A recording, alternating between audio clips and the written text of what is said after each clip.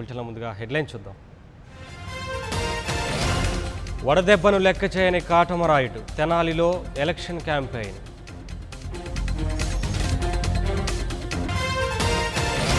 Bond పేపర్పై ఎన్నికల manifesto, కొత్త వరవడికి మాజీ జేడీ శ్రీకారం.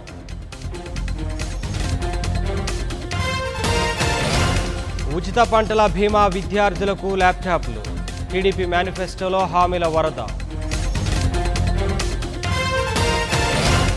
టీఆర్ఎస్ గూటికి మండవ, కండువా కప్పి ఆహ్వానించిన కేసీఆర్.